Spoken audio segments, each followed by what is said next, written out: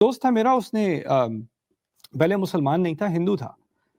تو اس کی بڑی خواہش تھی کہ وہ میڈیکل اسکول میں جائے، اس کو داخلہ ہی نہ ملے، بڑے پرفیکٹ اس کے اسکورز تھے، اس کو داخلہ نہیں ملا، لیکن پھر اس نے اپنا کریئر سوئچ کیا، پروگرامنگ کی طرف گیا، جب جس یونیورسٹی میں گیا وہاں اس کو کچھ مسلمان دوست ملے، ان کی وجہ سے وہ مسلمان ہوا، آگے جا کے اس کے بچے حافظ قرآن بنے، یو نو یعنی وہ اس کی فیملی اور اس کی نسل کا مستقبل بدل گیا صرف اس لیے، اور وہ بہت ڈپریشن میں تھا کہ اس کو وہ جو چیز چاہیے تھی اس کو نہیں ملی۔ ہم جو دعا مانگ رہے ہیں نا اللہ تعالیٰ سے، وہ یہ نہیں ہے کہ ہماری خواہشوں کے مطابق اللہ ہمیں دے، لیکن اللہ ہمیں وہ چیزیں دے جو واقعی میں ہمارے لیے اچھی ہیں،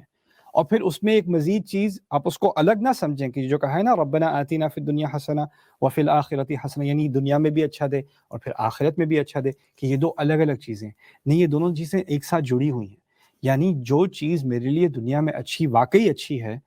وہ میرے لیے اچھی ہو ہی نہیں سکتی سوائے اس کے کہ وہ میری آخرت کے لیے بھی اچھی ہے۔ یعنی مجھے جاب بھی ایسی ملے یا اللہ کہ جس سے میری دنیا میں بھی میرا رزق کا اہتمام ہو جائے، میں روزی کما سکوں، لیکن اس جاب میں حلال روزی کماتے کماتے میری آخرت بھی بنتی رہے، اس سے میری آپ کی عبادت میں کوئی خلل نہ آئے۔